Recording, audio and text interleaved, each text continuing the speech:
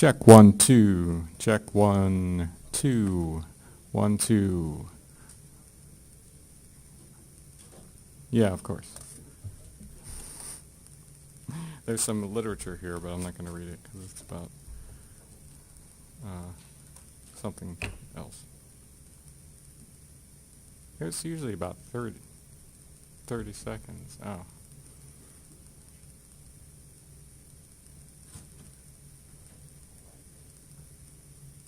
Okay.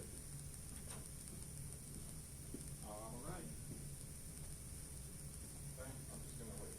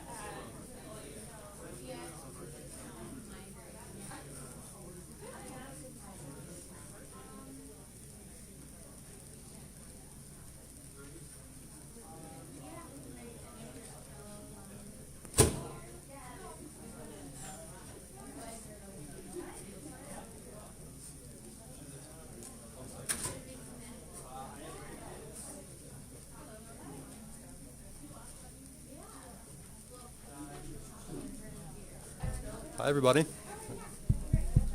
Can I invite everybody to take a seat?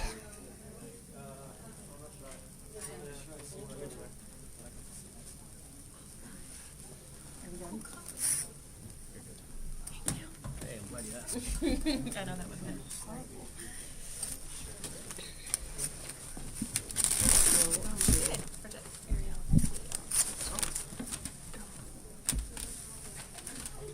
Well, good afternoon, everybody, and welcome. This is extraordinarily nice. It's a pleasure to welcome you all to the first ever GEP NRSD Alumni Conference, which deserves applause or cheers or something.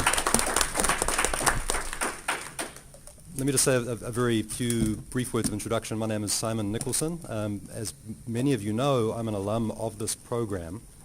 And when I started in the PhD program here, it was a faculty of two, Judy Shapiro and Paul Wapner. And so the first thing that we need to do is to thank Judy and Paul for building this. This community is something that they constructed for us. And so can we start with that? We've grown in the last few years from being a small faculty to now being one of the largest and by many measures the premier faculty of global environmental politics in the country. Many of our faculty colleagues will be popping in and out through the day. We'll introduce them as they arrive. But just know that for those of you who have left the program some time ago, the program is in good health. And we continue to attract extraordinary students to the program. Many of the folks who are here are currently in the program. And so part of this is just letting people between the different years of this community get to know each other. And there'll be plenty of opportunity for that through the day. I have to thank three students in particular who put all of this together. Carly Kiefer.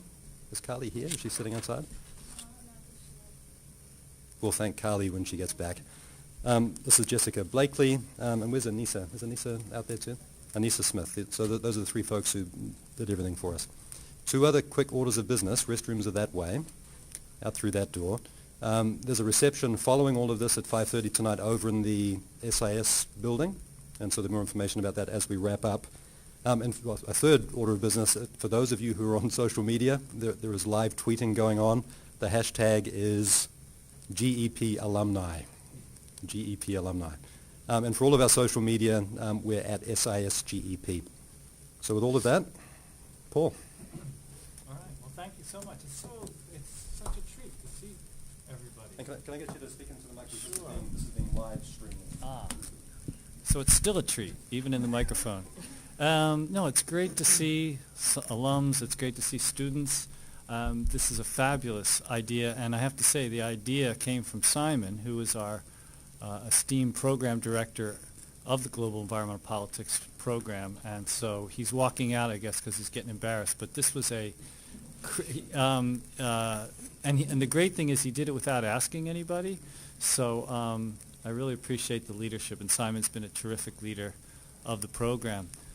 This panel is one of three panels today that we will be spending our time with, and this one's called The Present and Future of Environmentalism. And the reason to have this panel is because, as we all know, everybody in this room knows that there are significant social justice and ecological challenges out there, and since many of you've been students, they've only intensified. And there's lots of different forces out there that conspire or sort of align to sort of accelerate that intensification. One of the key players in that, and one of the actors that can serve as, I don't know if the proper metaphor is, and it's something maybe we could talk about, is it a brake or is it a steering wheel? But environmentalism, and maybe we should say environmentalisms, as sensibilities and movements, are critical players in how the world addresses this intensification. So what we wanted to do on this panel was to sort of just step back and get a sense of environmentalism. Where is this global sensibility, organizational movement, How effective is it, and how effective can it be in steering the world into more just and humane and sustainable directions? So we've got great panelists, and I'm actually going to ask them each to introduce themselves rather than me do it. And if you could tell us sort of, obviously, your name, where you are right now, and actually, why don't we start there, and then I'll start with the first question. So. Hi, everybody. My name is Leah Baker. I am an SIS grad from 2007. It's been a while. And I currently work for the Department of the Interior, one of the agencies with the department, the Bureau of Land Management. We manage much of the open landscape in the West for public stewardship, and I do natural resource policy analysis for that organization. Hi, everyone. I'm Richard Meyer. I'm Leah's colleague in the class of 2007, GEP as well. I'm a policy analyst at the American Gas Association. That's a trade group here in Washington, D.C. So our members are natural gas utilities. If you think of the value chain from production all the way down to delivery, we're at the end of the line. These are the pipelines that deliver natural gas to homes and businesses across the United States. And there I work on a range of issues, including topics related to greenhouse gas emissions, both CO2 and methane, as well as energy efficiency initiatives. And we can talk a little bit about that if it comes up. Hi, everybody. My name is Ariel Conti. I just recently graduated from the Global Environmental Policy Program back in May of 2014. And I am working at an organization called Casey Trees. They restore, enhance, and protect the tree canopy of Washington, D.C. And I work in the research department, sort of looking at best management practices for our urban forest.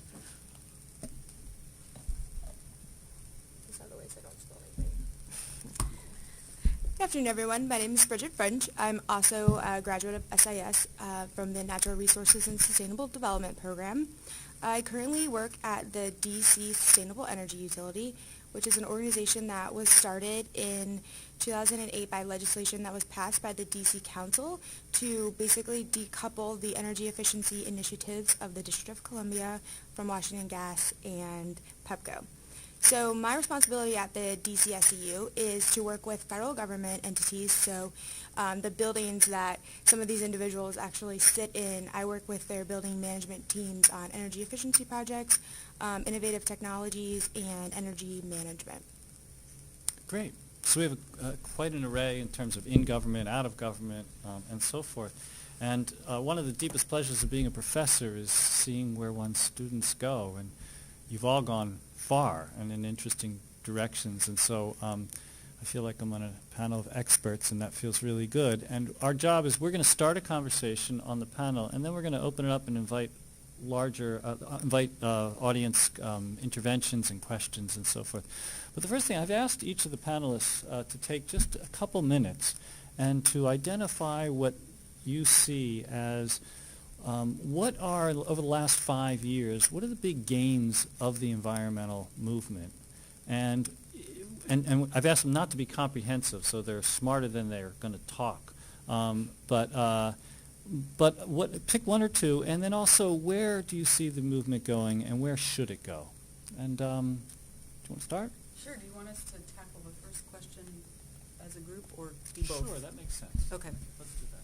All right. So when Paul asked this question, I immediately went to kind of the parameters for it. So for me, my parameters were thinking more domestically.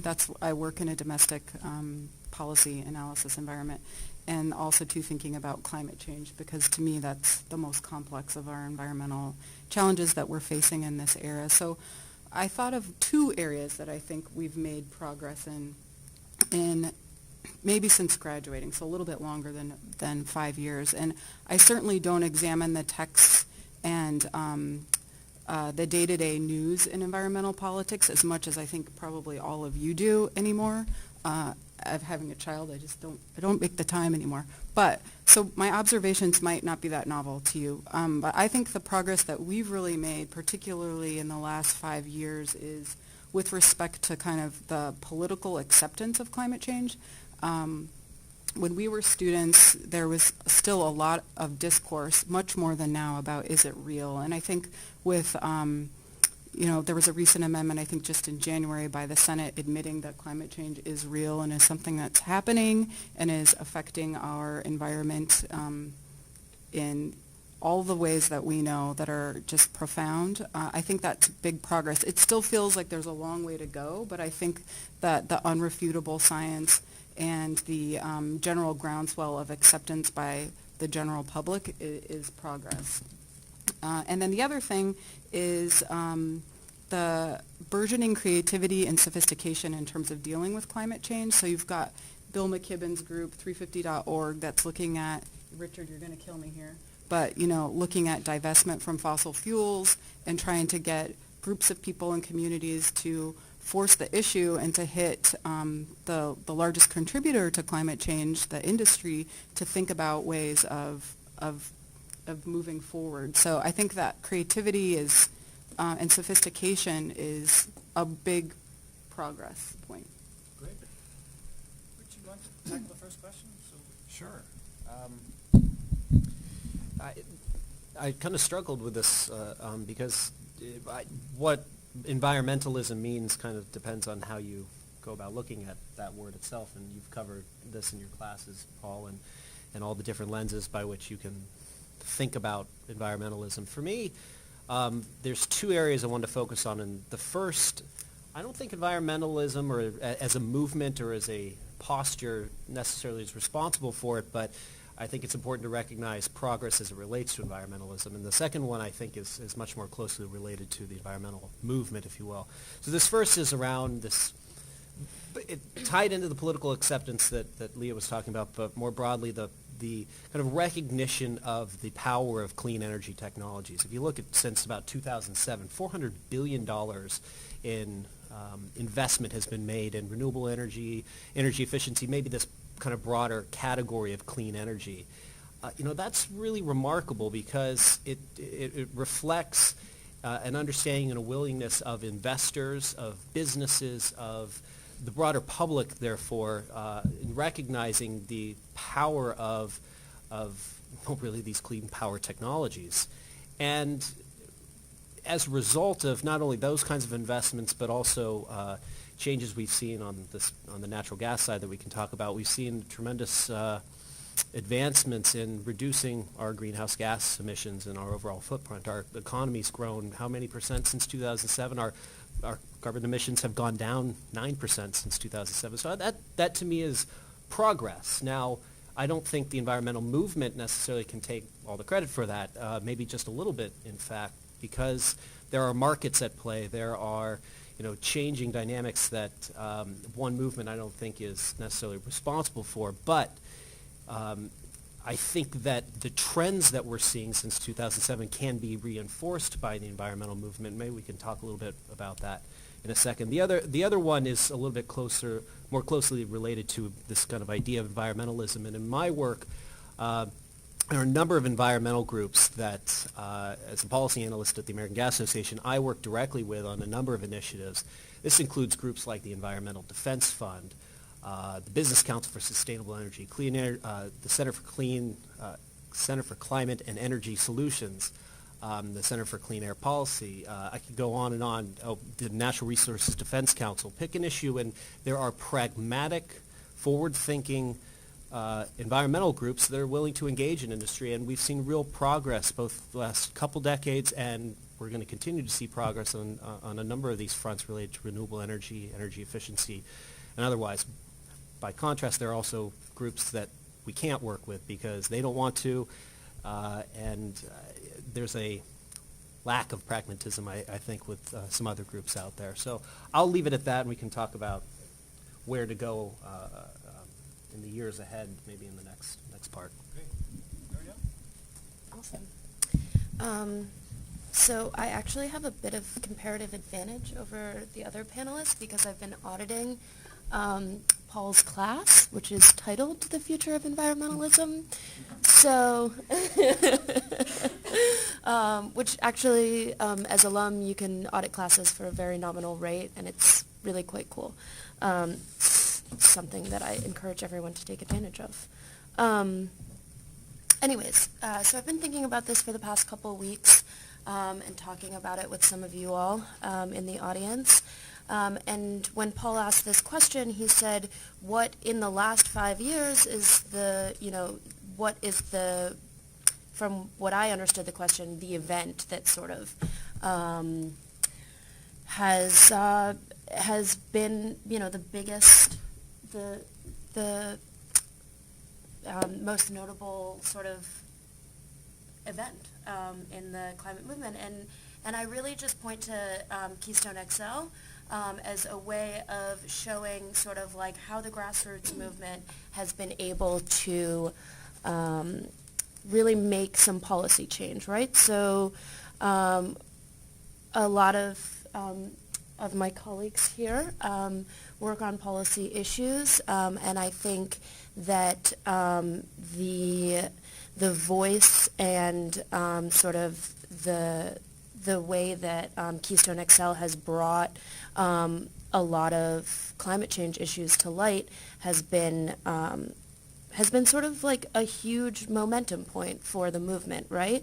It's been something that a lot of people can rally behind, and it's sort of shown what the movement can do, how it can move forward, and given us sort of a face. And additionally, it's been a really good way of putting a specific ask and a very concrete sort of a very concrete thing to climate change, right? So we can point to Keystone XL and say, like, yeah, this isn't the only, like, obviously stopping Keystone XL isn't the only thing that's going to stop climate change or combat it in some way, but it's a concrete step forward.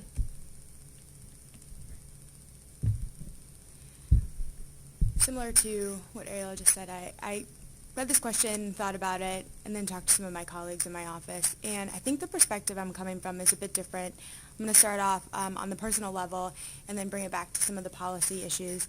So in the past 5 years, we've seen a huge success in terms of energy efficiency.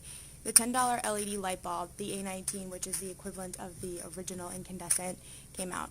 So 5 years ago, that light bulb, if an individual wanted to go buy it from Home Depot or Lowe's or even your local hardware store, would have been upwards of $50. So the fact now that you as an individual, a personal consumer, can go into one of these stores and make an educated, semi-educated purchase based on a price point is going to be huge in the next few years. I'm getting ahead of myself, but I think in terms of what I do on a day-to-day basis, seeing the cost of energy efficiency technologies dramatically decreasing, so making them available not only for residents but also for small businesses and even the federal government customers is huge.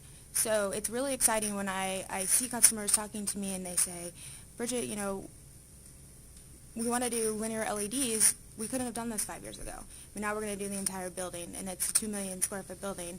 That is a ton of energy.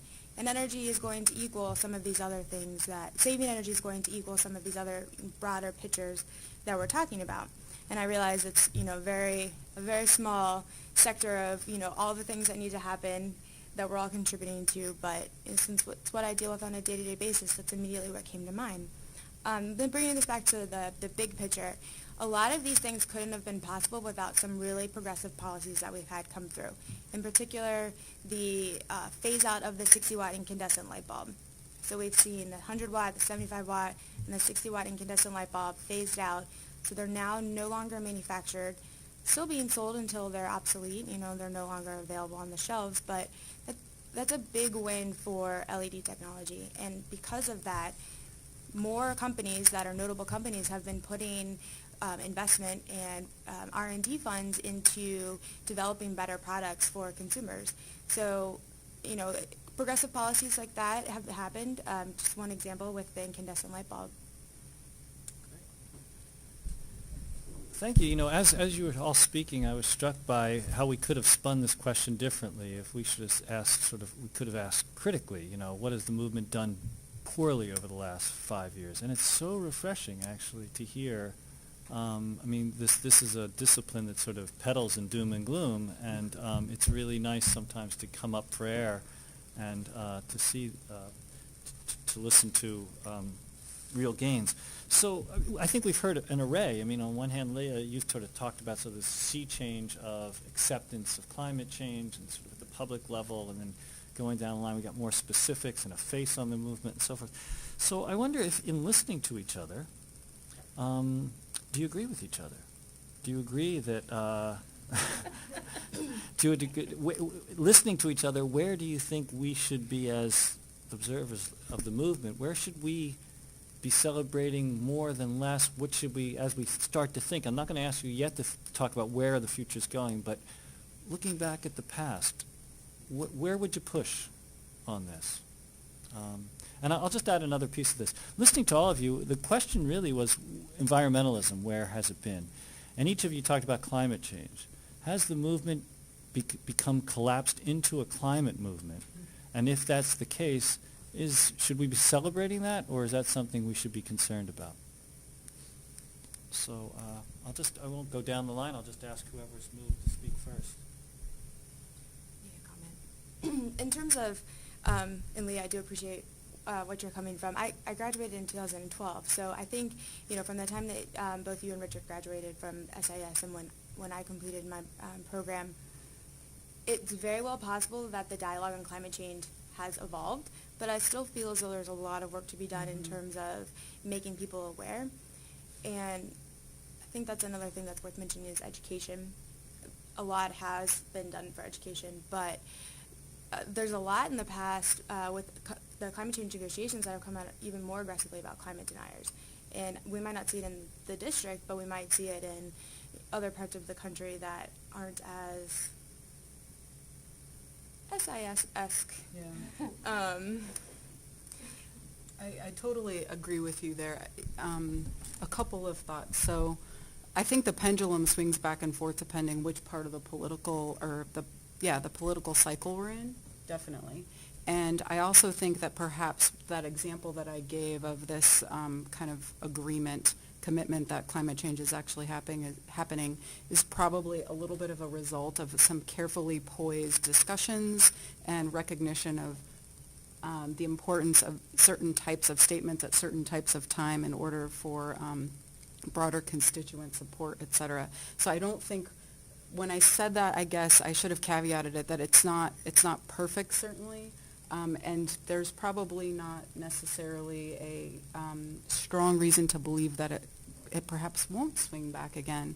And I think in general, we as a country, and I'm sure you've all observed this too, a sort of bizarre, I mean, I shouldn't put judgment on it, but a trend toward consideration of science as someone else's opinion versus science as a discipline that certainly can be refuted, but isn't an opinion. There's a process behind it, and I think that's a little bit scary, and is an area that definitely plays into much of the background of what we all consider in terms of the environmental movement, the science of climate change, the science of deforestation, and it's leading to climate change, marine overfishing, et cetera. So that's probably an area of progress, but also an area where the foot needs to be on the throttle still.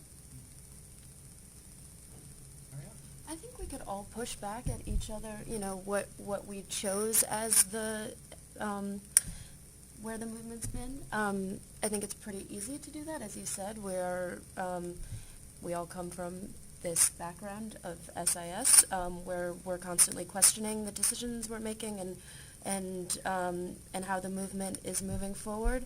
And so I think that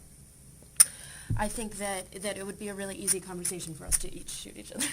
I'm not going to shoot. I'm not I just want to give you an opportunity to respond. And if you're not ready, if you want to say anything? I'm going to take my AGA hat off here and just talk as a citizen for a second. You know, when I think of the conversations around Keystone XL and When I think about the broader climate conversation, which, to answer your last question, climate is now synonymous with environmentalism, at least in a lot of the Washington, D.C. circles, and even, I think, in the broader public conversation. So, I mean, we can acknowledge that they aren't necessarily synonymous, but I think for a lot of the conversations we'll be having here today in terms of actual progress on the ground, it's going to be around climate change. So with that acknowledgement, I think about Keystone XL, and I think about the other kind of big policy questions in D.C. right now, and I kind of question to myself how, while there has been a movement that has been created in a conversation, and certainly the policy has changed as a result of that. That's undeniable. I mean, look at the fact that the Republicans' first bill in Congress this year was on Keystone XL. That would never have happened otherwise. The consequence of building a movement on one side of a particular issue is that inevitably you're going to create another side. And they too can dig in and fundraise on this issue. They can, have a call to arms. And now you have a standoff around a pipeline. And, okay, that's one policy question that we can decide to have a fight over. But then I look at much more ambitious, in terms of greenhouse gas emissions, more ambitious policies out there, and look at no further than the EPA Clean Power Plan. This is the 111D Clean Air Act rule that is proposed by EPA to reduce carbon dioxide emissions from existing power plants. And now I don't see a similar type of movement behind that. And I kind of wonder why. Why have these environmental groups chosen the fight on Keystone? I don't have a good answer to that. I, as a citizen, question the wisdom of that sometimes, because I see certainly much more broader impacts, not just on greenhouse gas emissions, but trillions of dollars of assets are at risk now because of potential proposed rules by the EPA.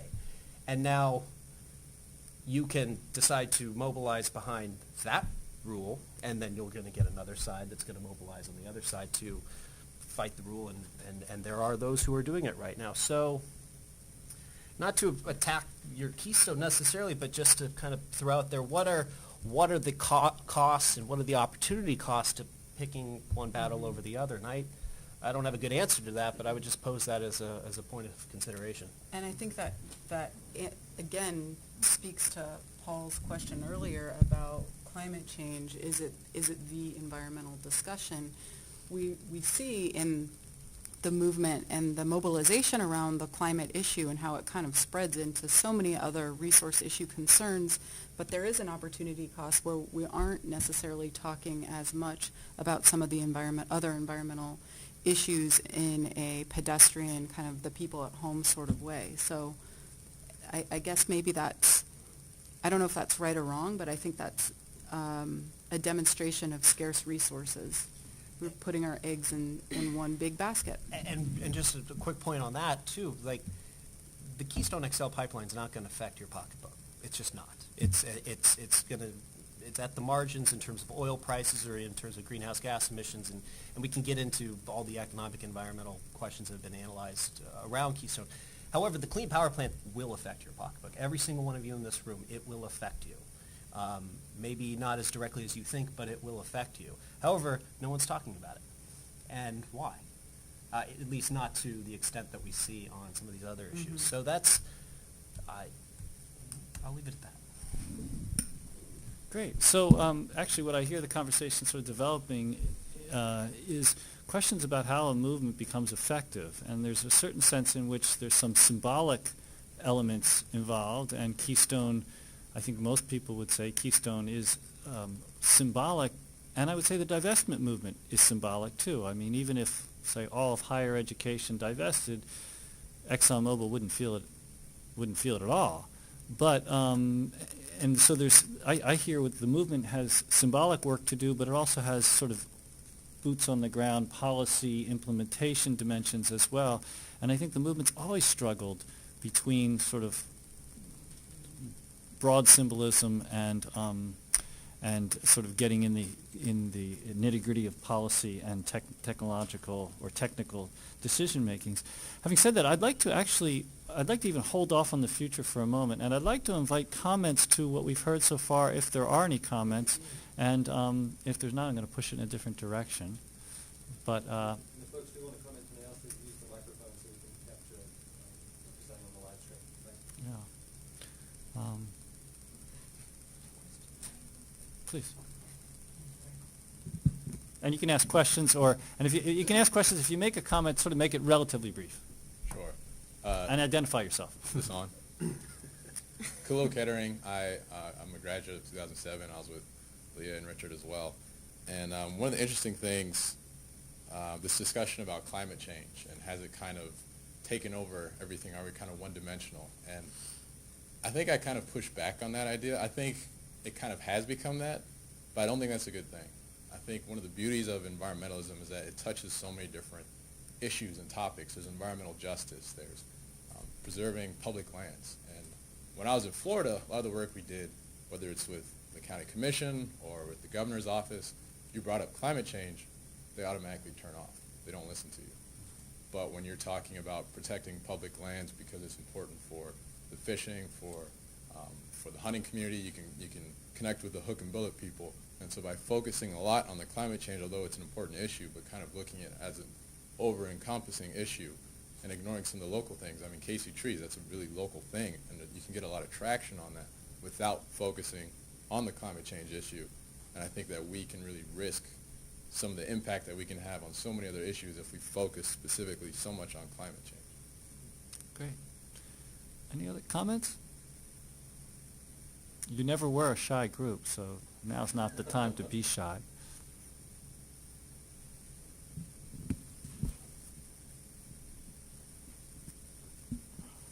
Hi, Lark Williams. Yeah, I agree. I mean, I think one of the ways to be effective, whether you're working at policy, is to really find the common ground. And so while, someone else may not be in favor of 111D, they may be in favor of clean air. They may be in favor of less particulate matter. They may be in favor of their kid not having asthma. They may be supportive of environmental justice. And I think those are the conversations we need to be having with folks. And I had the same thought. Like, you can't collapse into climate change. It's just not going to work. It's so divisive. Oh, I'm slightly, I work at the EPA. Mm-hmm. Okay. Well, we can come back. Responses. Richard? Can I make a response? Yeah. I think when I was making my statement at the beginning, I didn't mean... I saw that everyone was sort of going the climate change route, and that actually wasn't the route that I meant to go. I meant to specifically talk about environmentalism. Because when we're in our office and we're out talking to property managers or homeowners or condo dwellers, we don't talk about climate change. 99% of the people that we talk to, they don't care about climate change. They don't know what climate change is. They might want to learn more about it, but they don't want to learn about it from us. So what we talk to them about is a really grassroots level of things. How much money you're going to save, what you're going to do for your community, how this is going to funnel back into the low-income community, how this is going to keep your energy bills low. So what we do, for me, and coming from SIS, it really does tie back to climate change because I'm looking at the broader picture. But for everyone that we deal with, those people that already understand that it ties back, they don't need to come to us as a resource to help them switch out their light bulbs or, help them improve their chillers. So we don't touch people on the climate change level. It just doesn't. It's just not in our dialogue in the office. Let me push the panel a little bit on this. I'm going to pick up something Bridget said and something, Richard, you hinted to. I mean, as a movement, the movement is trying, and Lark, you said we should make alliances and try to find common ground and so forth.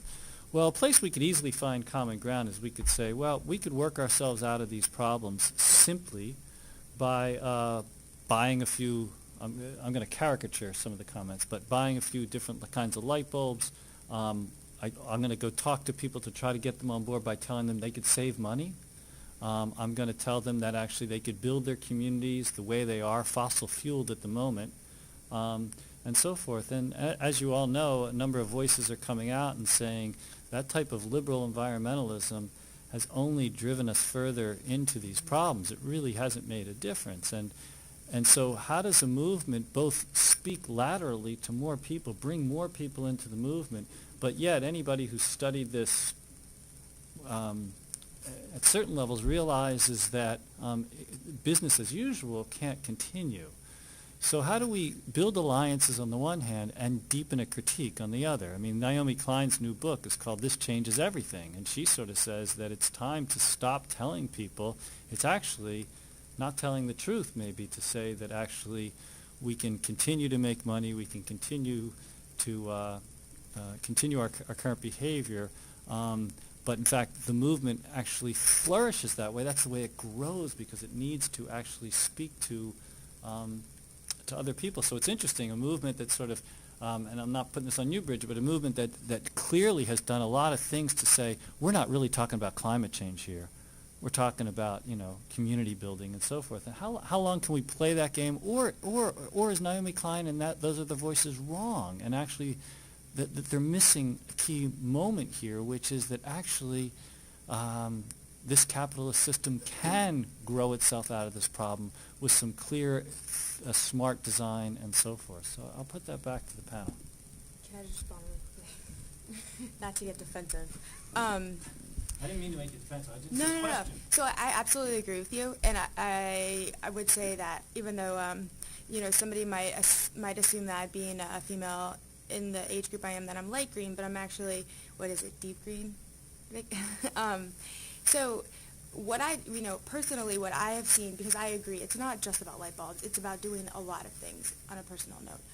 But on the day-to-day role that I have in the office, seeing somebody, and residents are one thing, but really you're talking about working with buildings, and American University actually is a great example.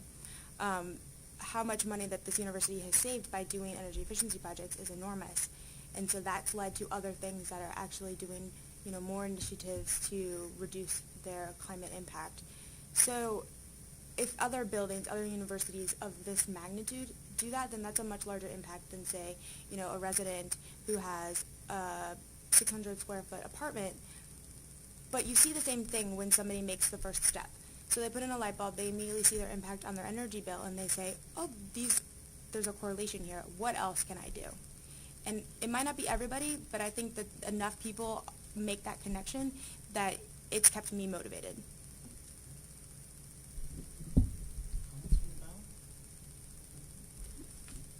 I think that the conversation has to happen at multiple levels, and I don't think anyone would disagree with that. We have to have the people at the front lines perhaps suggesting that, the capitalist paradigm under which we've flourished or not flourished has to go. But that's a hard message to sell. It's a hard message to accept. It's hard to picture living a different way. So perhaps it does need to go. But no one's quite figured out how to blow anything up immediately and how to completely change the way that we live our lives kind of on point. So in the meantime, if indeed that is true, and analysis and consideration and examples and experiments, I think will prove that to be the case or not. In the meantime, we do need to be taking the smaller steps and speaking to people in a way that is comfortable and winning the argument slowly over time, because otherwise I think part of the reason why we have climate change, to use that environmental problem as an example, is so tough is because it is doom and gloom. It's super depressing, super fast, and oftentimes other than doing the little part in your house, which you have a very small sphere of control over, and in your life, one is left wondering, well, then what else can I do? I mean, we need national policy, we need global policy, we need all these changes that I, as an individual, have very little control over. And even I, as a voice in my community, have a relatively small bit of control over. So the conversation needs to happen at all levels. And I think the multidimensionality is what breeds the creativity.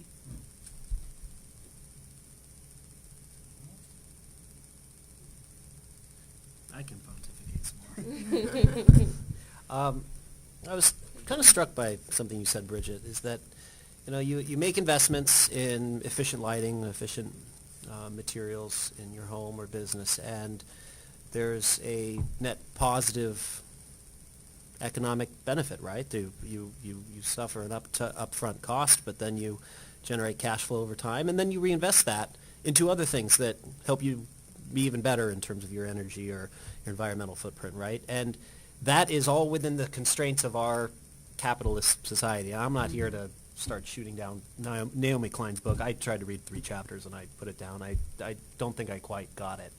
I think when we look at the progress that I alluded to in my very first comment, which is about where clean energy technologies have evolved over the last 5 years, that's an investment. $400 billion of capital has been invested in these areas. Now, maybe we want to throw the baby out with the bathwater in our capitalist system. I'm not going there. I don't know if that makes any sense to me. But the means by which we generate useful energy, the means by which we generate useful wealth, can all be powers for good.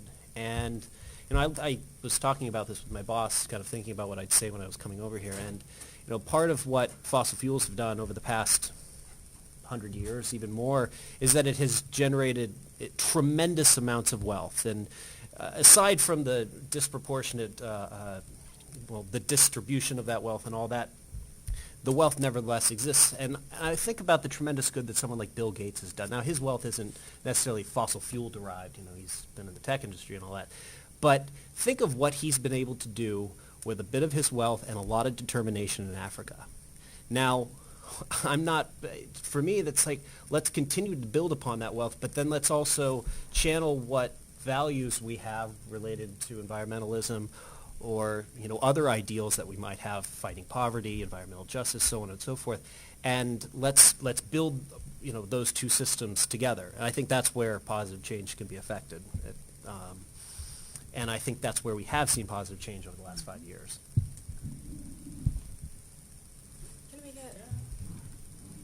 This is a small example that sort of just came to me when we were discussing capitalism. So, and again, the situation I'm coming from is unique, but I think one thing that is great is that more and more of these efficiency utilities are popping up all over the country, so you're going to be hearing more about them.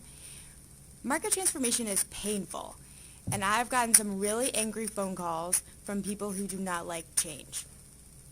Contractors, vendors, retail stores, employees in retail stores, manufacturers, and this is across the board, whether it's a boiler or whether it's lighting. People do not like change, but you know what? Change happened. They were angry. Now they're not angry. They're still working with us, and we're moving on. We're moving forward with it. So, on a personal level, I might not agree with this statement, but from a professional level, it's still working, and people are still making money, and people are still happy with what we're contributing to the process. So I think aggressive policies in the capitalist society that we're operating in, because I think it's going to be much harder to change capitalism than it is going to be to change some tech standards for some efficient piece of equipment, or maybe even for power plants. So it's going to be painful to make these changes, but it's going to happen. They're going to move forward with it. There's probably going to be some great innovation that's going to make it even easier to move forward with it, and somebody else is going to become wealthy from that idea, I'm sure. So I hate to say that I don't see any problems with it, but I've seen the waves, and it's scary, and then I've also seen the end of the tunnel, and there's light there. So that's positive. And if whenever you're moved, just please come to the microphone if you want to intervene in this conversation. It's really helpful, this image you give, Leah, of multiple levels, that this conversation is taking place at multiple levels, and I think that certainly in this audience and in this panel, that's really, to me, that's good news. And you said creativity comes from that sort of multi-level. And then Richard, you used the word wealth, and I thought it was really, when you used it, I was really touched in some ways, because I think wealth has a bad rap, gets a bad rap, And wealth means more than obviously economic growth per se, but even economic growth does translate into well-being. I mean, we know certainly for people who make less than $15,000 a year, a little bit of more money goes a long way in terms of happiness and so forth. I'm wondering, so can you guys, so I just want to note that I think that it's really helpful to think at these different levels. And what I heard you saying, Bridget, is kind of like, well, I'm a light green during the day, but I might be dark green at night or something like that, that these levels, I think, also exist within each of us.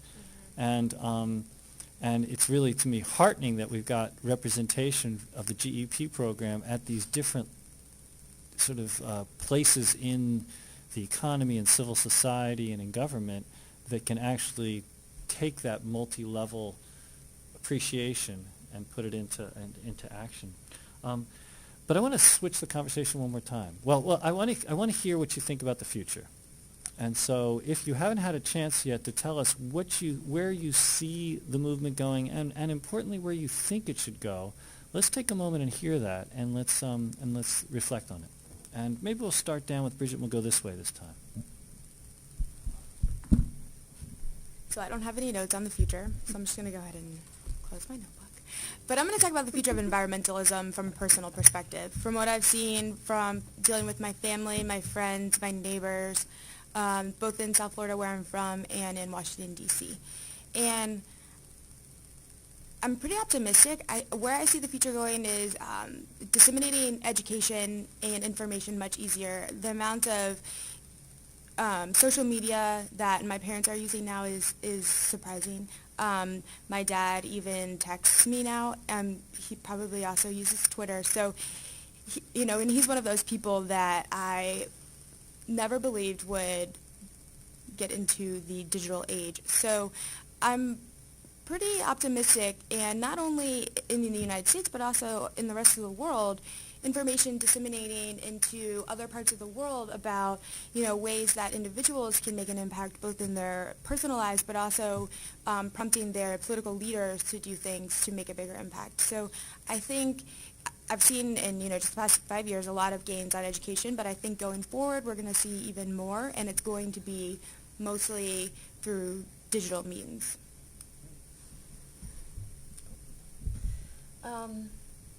So I actually think it's a good thing that we're kind of converging on a framework of climate change, that we all come from it from a lot of different angles. And yes, on like the day-to-day level, we're talking about it in different ways with different people, and that's fine, as you said. There's lots of different conversations. But I think as social movements go, and as we've seen in the past with social movements, if you converge around one particular issue, you start to have a cohesive voice, and you can make change. And so I think that I am also optimistic. I am eternally optimistic. And I think that the fact that this is being talked about more in the public realm, that Obama mentioned climate change in his State of the Union address is a really great push forward. And I think that, obviously there's a ton of work to be done. We're all going to, we're all going to be fighting the good fight for a lot of years. But I have hope. Make a bigger tent. Invite those people in. Don't worry about labels, and don't worry about shared ideals. Look towards shared goals. Yeah, I would just expand a little bit upon what Richard said with very parsimonious words. I think in terms of where we need to go, and I think about this when you asked this question, I thought a lot about it, Paul, in terms of how my agency functions. So the agency that I work for, we have the bulk of the conservation lands in the United States. So most of the wildernesses that you've ever visited are managed by a couple of people in the agency I work for. On the other hand, most of the coal that is burned in this country comes from land that's permitted by decisions made by my agency. So we have this big dichotomy of the types of decisions, the conservation and the environmental detrimental contributions that we allow, and it's a very diverse sort of decision-making framework. And unfortunately, we do not have a very diverse workforce. And I think like the tech sector, the environmental movement en masse is lacking a diverse set of voices and a diverse set of frameworks and considerations for why we need to do what we need to do. And so it's important that we open up the discussion to other people. We take the environmental justice discussion, and that needs to be part of the mainstream environmental movement, not a piece of it, but part of the main discussion. And that's an area that I think if we don't open up to, we're going to see in some areas and sectors continually hitting our head against the wall in terms of being able to make some progress. So let me open the tent. Did you say open the tent? Make it bigger. Make it bigger. And open it. And open it. And sleep in it. If we think about opening the tent even further, I mean, everyone here pretty much works for an organization that is domestically oriented to a certain extent. And I wondered if what this conversation would look like if we try to push the edges a little bit and sort of think about it more globally. How much in your work and how much in your answers that your comments today, how much would they change if we sort of now kind of point our eyes offshore, as it were? And would it change or would it not change? Any comments? It's sort of an unfair question to each of you because this is sort of domestically oriented. But I'm just wondering, I mean, there's a School of International Service, and I would just say the one thing we do know, though, is that in an interdependent world, what some countries do does have effect on others. So in some ways, a quick answer to that is that, you know, the things that are happening in this country will have resonance beyond. But I just wondered, does it change anything in this conversation to sort of push the boundaries?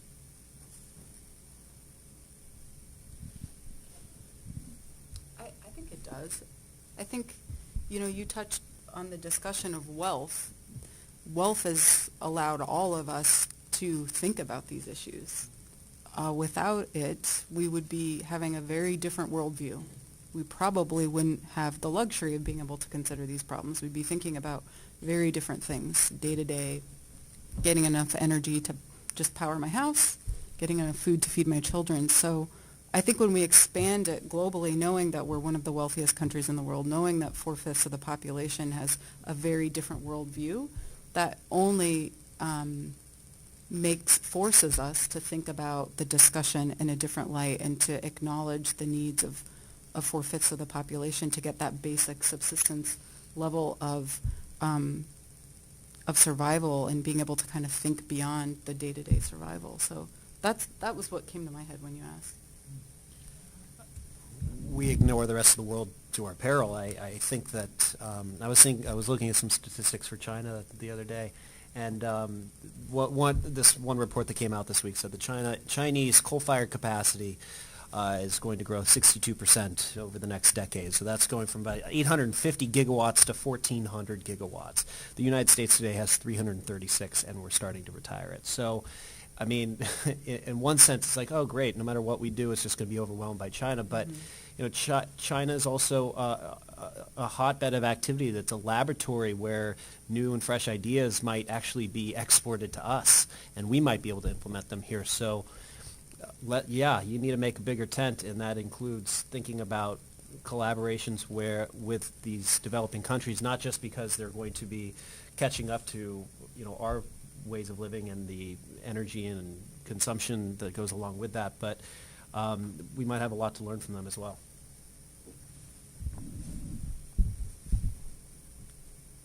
When you asked that question, what immediately came to mind was what our policies, how they will impact the rest of the world, especially those countries that are closest to the United States.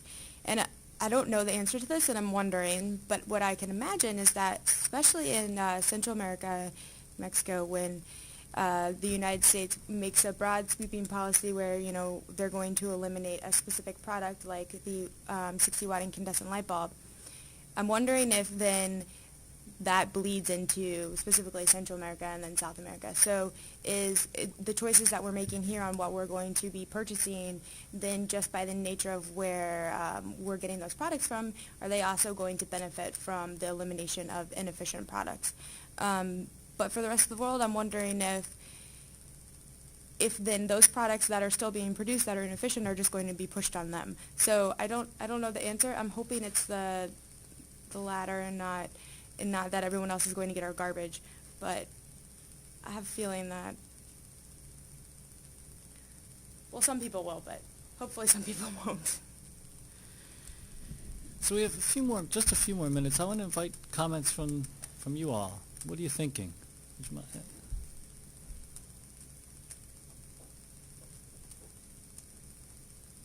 Hi, thank you. I'm Spencer. I'm a current NRSD student. I'm a graduate in May. Thank you all for being here. So, Bridget, you talked about change and how everyone hates it, and then they get over it.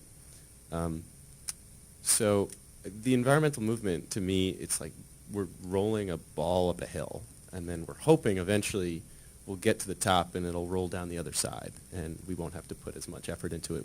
People will no longer have to get arrested in front of the White House to prove a point. To prove a point about fairness and environmental justice. So my question is then, what is the issue with institutional inertia? And maybe specifically to Leah, in the government. So we're living in a time of intensification. So everything's moving faster, except the institutions that are supposed to govern and control it and make things better for us. So are they responding to the challenge adequately? If not, can they at all? Thank you. I think that's a really good question. It's one I grapple with still. I've been with the Interior for 8 years, and when I came initially, right out of school, I was disgusted by how disengaged I felt a federal agency responsible for managing a lot of the sources and sinks. Just getting back to the climate change, as one example, how inefficiently we were managing them. And I will say positively, change is happening.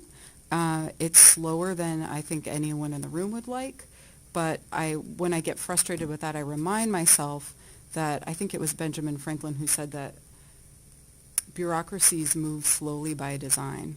We don't like to make knee-jerk decisions because there's always a consequence to the decision, be it economic, if we're looking at changing some sort of environmental policy or policy that affects the environment. Unfortunately, with a lot of the issues, because of the intensification and because of some of the triggers that we realize we're reaching or surpassing, that's not a satisfactory answer. But I will say that change is happening. I hope it's not too little too late.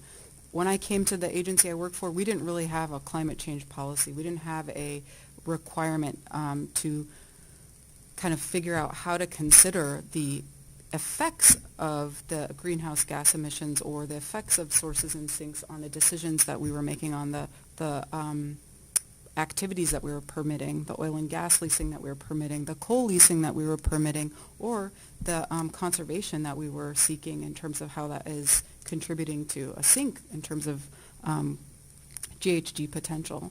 And now we do. It's been 8 years, but now we do.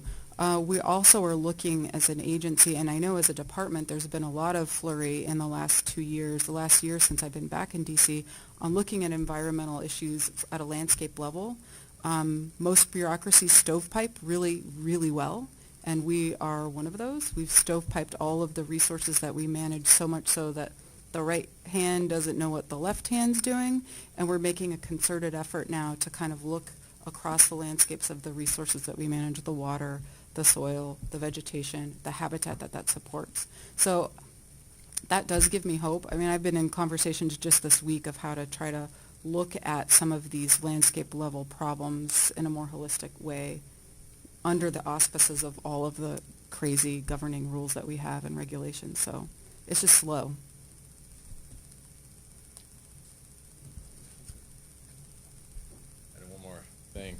So I used to work for the National Parks Conservation Association in South Florida, and I really like what you said, Leah, because a lot of stuff we did, we were focused on public lands, so that, of course, there was climate change, but it was some different issues, but it was always a lot of older, middle-aged white people, and it was how do we get more people from diverse communities involved, and that's a question which didn't really see a lot of movement on.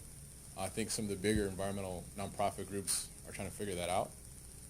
And so I did work a lot with the Sierra Clubs and the Nature Conservancies and those groups. And so another interesting point, when we talk about environmentalism, I think it's important to understand that not everybody on one side is in agreement as well. Within those different nonprofits, there's a lot of disagreement that goes on back and forth, a lot of arguing, a lot of competition. And there's also the question about how are they influenced by the money that they get to run their projects? Are they getting money by Florida Power and Light? Are they getting money by this and that group? And how does that then affect the decisions that they make? And how does that then affect their partnerships with other nonprofits? So when we talk about the institution of the government, we talk about business, within the environmental nonprofits, there's a lot of issues that go on between the partnerships or relationships and family ties that they have as well.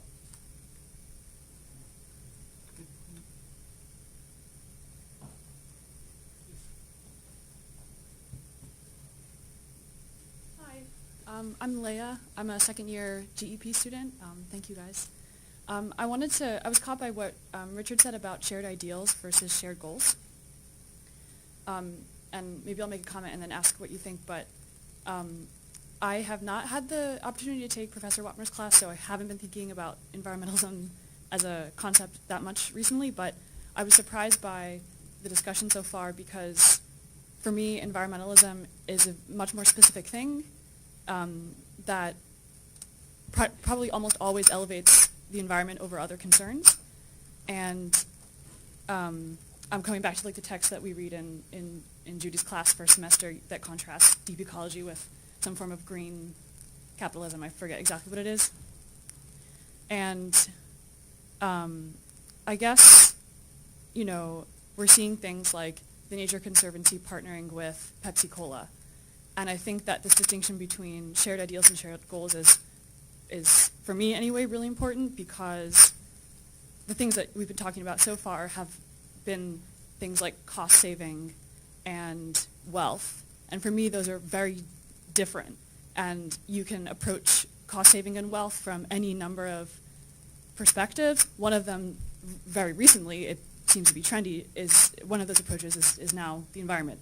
But it's been, any number of things the past, few decades. And so I guess my question is like, isn't there actually a real need to think about the costs and benefits of shared goals versus shared ideals? Which one we're actually going for, and aren't these other concerns actually pretty different? Because as soon as something non-environmental becomes cheaper, you're still out there talking with a homeowner, trying to get them to do something environmentally friendly, and now they can say, yeah, but this is cheaper. Thanks. Before you guys respond, let's just is there any other final questions that you're sitting on that you'll feel guilty if you walk out not asking? So this is Lark again. One of the things that kind of struck me kind of through this whole thing is that we're still premising this on this is a good lifestyle, and it's not. It's not healthy. It's not environmentally friendly. And so, I struggle with this daily in my own way, and I backpack a lot. So I love the woods so much. And I feel like because of that experience, it's hard to get clean water. It takes a long time. If you want to live in the woods, and you want to bring in your food, that's one thing. But to try and forage would be insanity, for us now. And so I think that, somehow we have to connect that to what we're doing. And I'm not saying backpacking in the woods is for everyone. It's probably not. But remembering that, the goal shouldn't just be addressing climate change. It shouldn't just be preserving some lands. It should also be what is going to make us a healthy, happy society? What are those things? And keeping that in the conversation. And, we can have a ton of money, But if we're stuck in the ICU on a ventilator, it's not going to matter. Great. So we're actually out of time, but I'd like the panelists to take, if you have some final comments. And I'll just say, you don't have to have final comments, but I'll open up to anybody who'd like to respond. We've heard some great questions. Mm-hmm. I think my final comment is going to be that even within this room, and I think, having all gone through SIS, and it sounds like most of us have taken Judy's class and other similar classes, that we've all sort of come out with different opinions on what is environmentalism, and when you say environmentalism, what does it mean? And I think that's okay. And I think that we all probably all want the same things at the end of the day, and we're all trying to get there through different modes.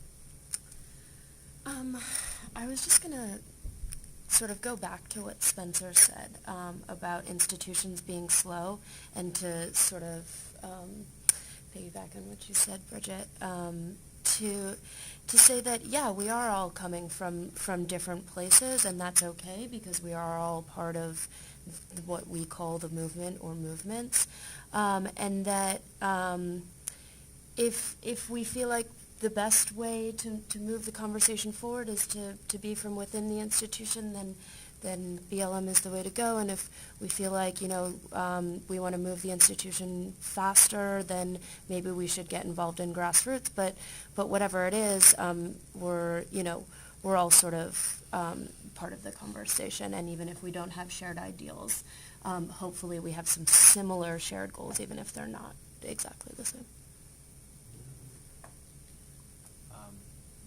I'm stuck on this analogy of pushing the rock up the mountain, right? Because is the mountain some sort of environmental ideal, and the rock is the rock? And the problem with pushing a rock up the mountain is that you're going to have people that say, hey, that's a really stupid idea.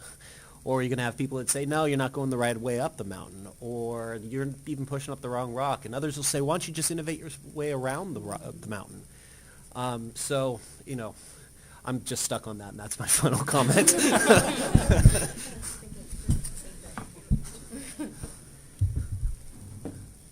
Mine's probably even more special than that, Richard. I have this image in my head from all of this, the mainline conversation that we're having, and then these side questions. I think both of these last two statements were really profound, and the questions that come out of it are important.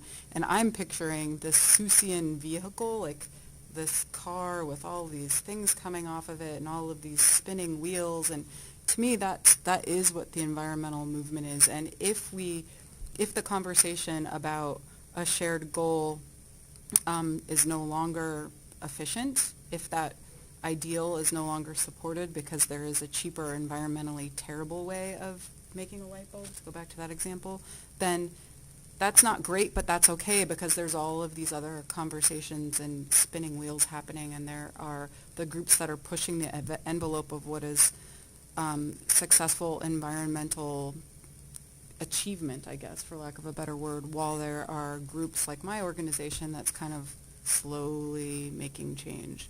So that's my last thought. It's a big, complicated tool. It's a big, complicated movement. It's a big, complicated family, and there's a lot of different things going on. And I think that's a good thing. I think it makes it harder to understand, but it's a good thing. Well, great. I want to thank the panelists. I want to thank you for your thoughtful comments, and I want to thank you for your important work, because I feel like we've really learned from you today. Simon's going to make some comments about the break. Let me join Paul in thanking the panel. How did it feel to be back in grad school, is my question for you guys. So we move now to perhaps the most important piece of the afternoon, which is the coffee break. And I say that because you want to get a chance to see each other. That's part of what this is about. I don't want to make this burdensome, but let me make one request. If you're a current student in the program, can you make sure you speak to at least one alum of the program during the coffee break, and vice versa? So catch up with your friends, but also let's integrate across the different pieces of our community. We're going to have half an hour for a break, and then we'll come back for the second panel. Thanks very So much. tell us the time. A quarter of? Quarter of is when we'll start again. Quarter Less of. than a half hour. Okay. She's gonna say what I'm gonna say. Thank you, guys. That was really good. That's fun. Yeah. Thanks for the questions Yeah. and comments. Would I should have been up here. You could have pontificated. Yeah. So there's another Ariel. She lives with You Katie. should have. Yeah. Yes, not me. Yeah. Who is also in the program. Yeah, you do. That was fun. Yeah. Thanks, guys. We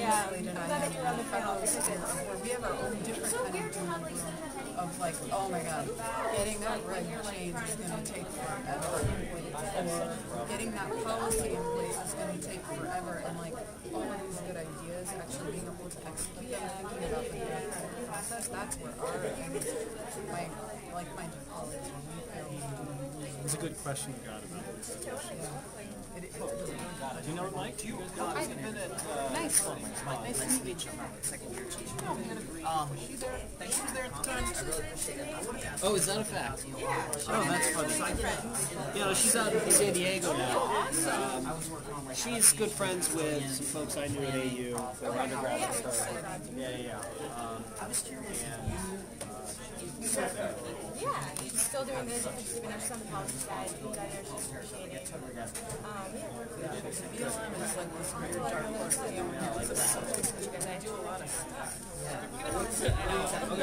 So what I do, I work with our planning and environmental analysis group. So we do our long-term land use planning for, in terms of making decisions of what areas are going to be available for Yeah. set aside for conservation. So I work with that group, several of our states, help across our regulatory programs, so like our conservation wing, oil and gas, wildlife, and other natural resources wing. So we work together kind of in the Harvard Policy and then they're applied. Gotcha. So do you work on easements and stuff like that too, or what people are looking at? Or, I mean, some of that's under like USDA. So the concept of the easements and conservation easements is new to our organization. There aren't a lot of examples, and I don't, here in this office, I don't work on like making that easement, chunk of land out in Colorado. But in terms of how do we incorporate it into policy, into our national policy, that's stuff that we're going to talk to several different places. Yeah, I think so. If I try to get my teacher on the adaptation side, I'm curious about. Do you know any folks that do that? Like with the adaptation planning process. Are you familiar with what I'm talking about a little bit? The actual, yeah. Oh, I'm sorry. So under the executive order for carrying the climate change, the president's executive order, all the agencies had to submit agency adaptation plans. Did you? Okay. When was that?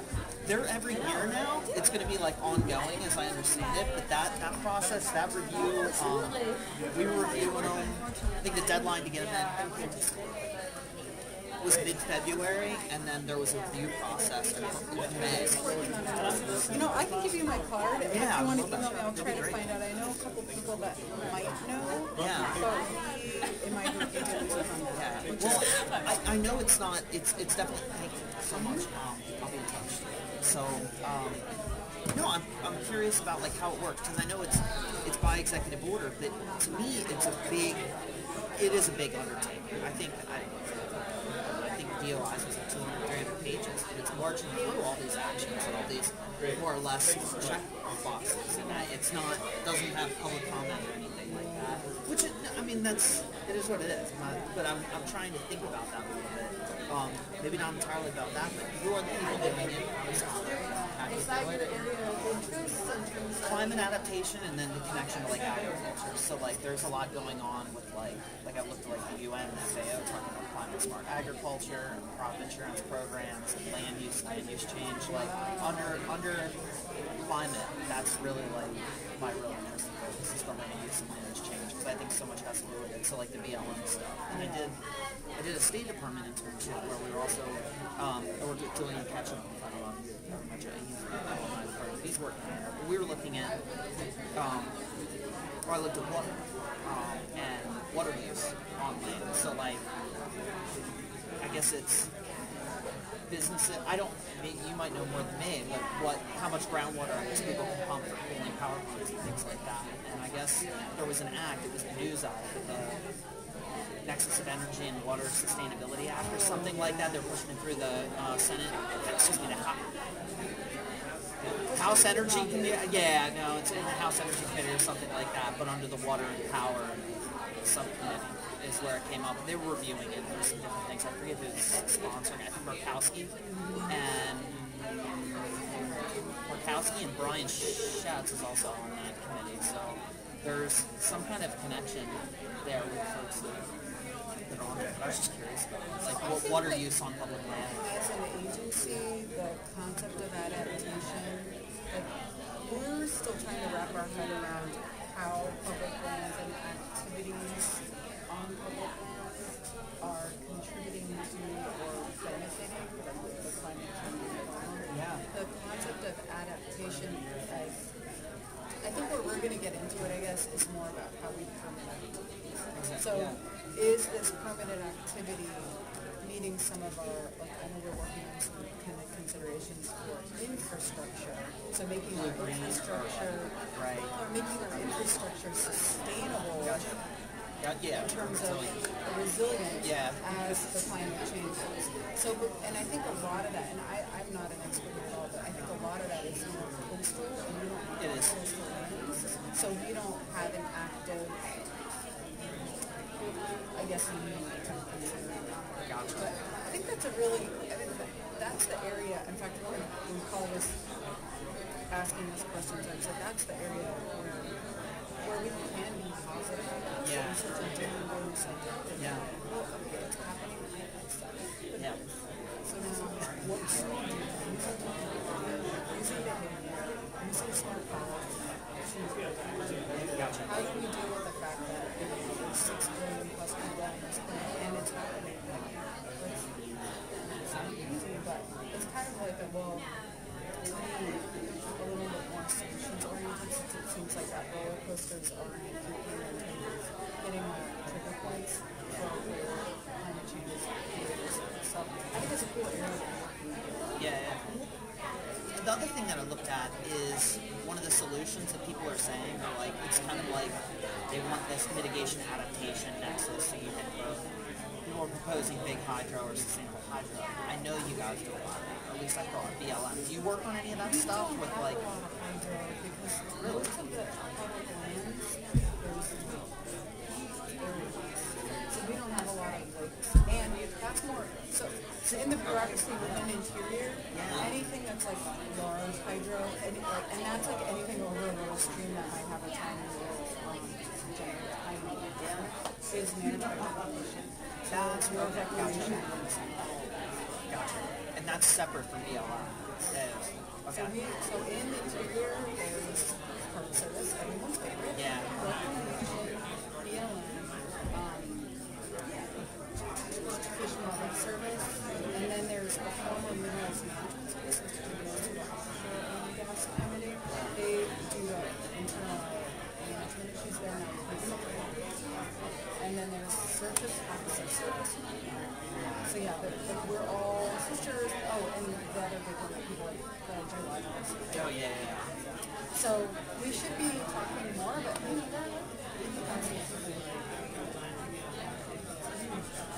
and different conversations and different initiatives and different ways of looking at problems that doesn't taking advantage, I think, of unlike other civil society groups or interest groups, of using social media to try to communicate, even This one with NIFWIC, the Fish and Wildlife Foundation? Or I don't. Okay. Gotcha. What would be your best advice for finding like Well, if the you had to first one that recommend. you know that its pathways is really bad. It's really good because when you do internships, maybe when you're at some so at least in interior reading document, it made it a lot more competitive and similar to the jobs where you have to use specific so unfortunately, and this is a dedicated program as well, it puts people more at risk. It's hard. If you can afford it, I recommend volunteering. It sucks. How would one do that? I think it depends on where you are. I don't know like when you graduate if you want to stay here or if you want to move somewhere else. No, I'm probably. I live locally. I live in Delaware. Like that's where I'm from.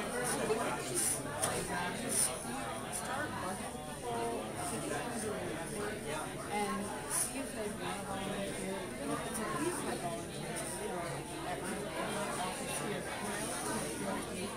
took advantage of volunteer opportunities a lot more. And I think with people who are young and green, it's a lot easier to translate to them. But that's not to say it's not possible. And the nice part about doing volunteering is it gets you exposed really like fundamentally to the real issues that the organization faces and the constraints that we're living under to meet some of these actually across bodies and go to intern. And so then you're not having to like GS 7 and 12 then people know you. And once you apply for that job, sometimes even the job can be tailored, the announcement can be tailored, that makes it a lot easier to pick someone that you know. It's not super elegant. Some federal volunteer opportunities that they do provide very simple stipend and transportation, but it's not so that's one way. And then the other thing I encourage people to do is to work in that sector.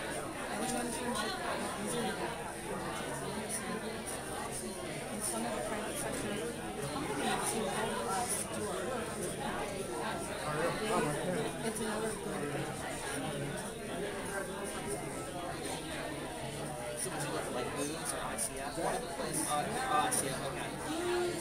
I hear most things. Well, It's and different. not Not judgment of back it, just they don't have as much as ICF is good on. What about apps? Do you guys know anything about how they use the GPS contract? Those would be like in terms of DC companies, I would say ICF. ICF. So going back out west, there's some smaller, more boutique firms that I really like.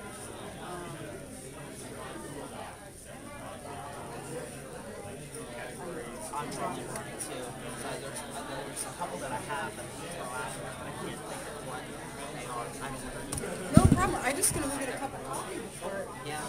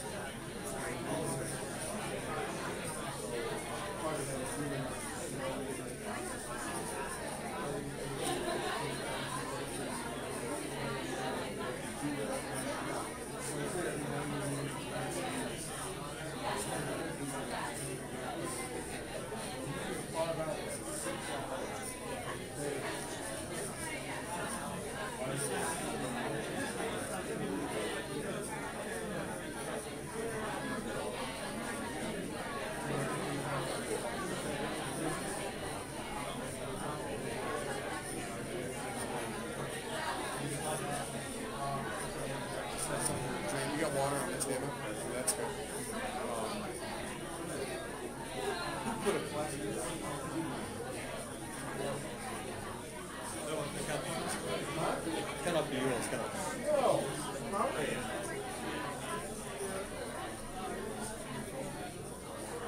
The alumni group gave us these little... Oh, thanks. That's very nice. Yeah, nice.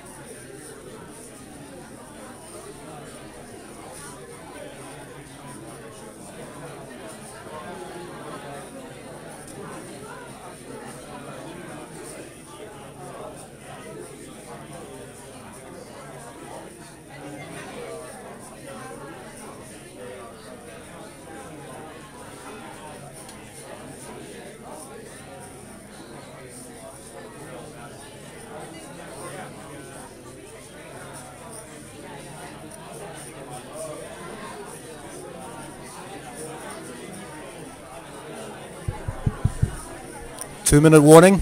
2-minute warning.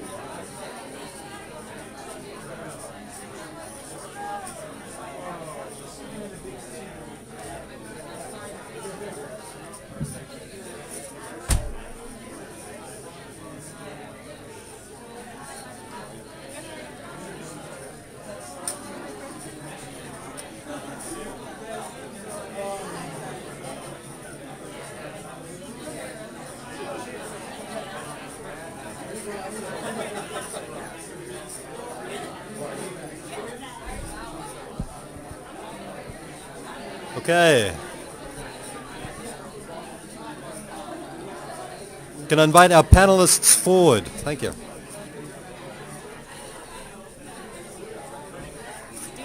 I'm stealing their pens. Sorry, Julian, pen taken. Julian's clever enough to have a pen. Yeah, at least.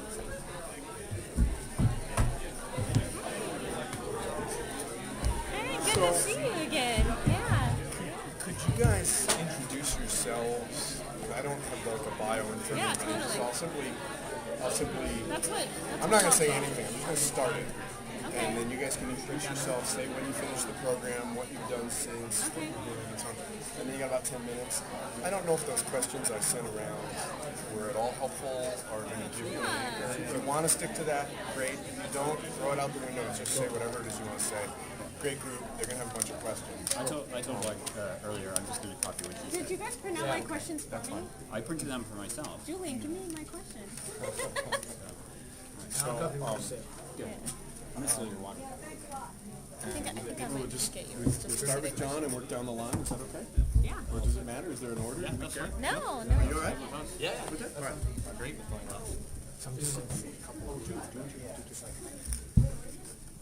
Hi, everyone. I'm John Charles from the Career Center. I know some of you, others I do not know. I just want to let you know that as alumni, you have career advising services available forever. Those of you who graduated in the past 12 months can meet with Mark St. Hilaire, my colleague, or me, either on phone, Skype, or if you can come in person. And then those who graduated longer ago than a year can meet with Ann Kirchgessner, who is our alumni career advisor. And we also have other resources available on our website and on our alumni Google site. So if you're interested in finding out more, please just email me, charles@american.edu. And thanks very much. Bye.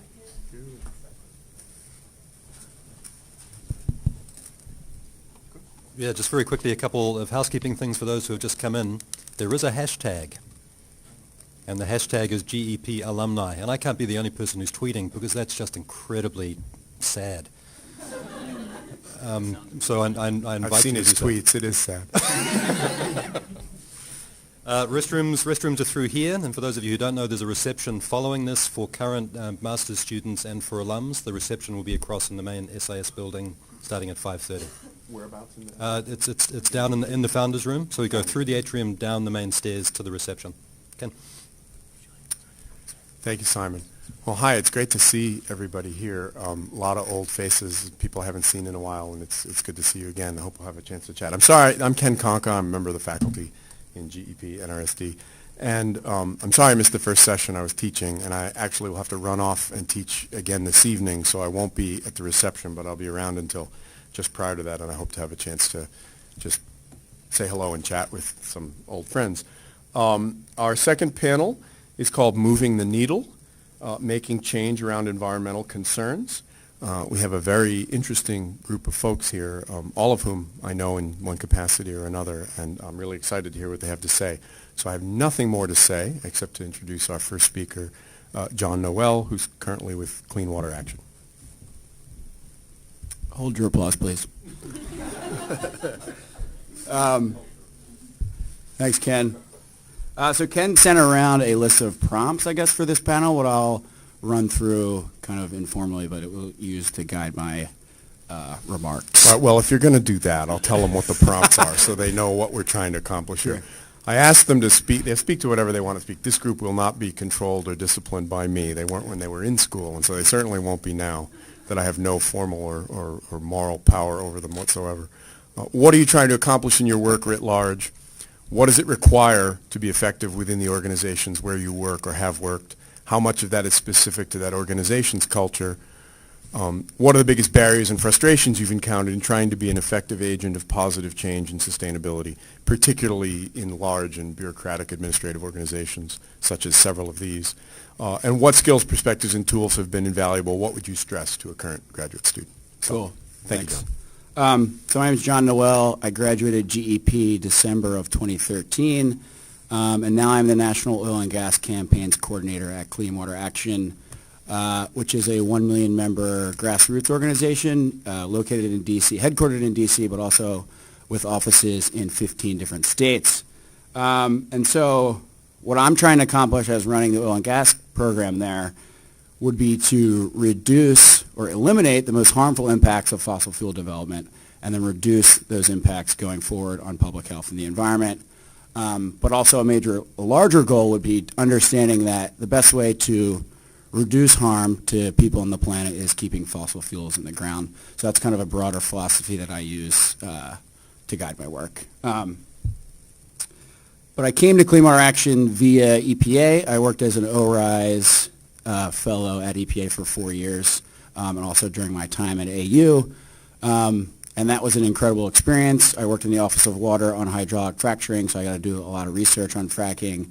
I got to see how regulations are written and see the insides of EPA's public participation and comment process and how they take viewpoints from all different stakeholders, be that the industry or NGOs.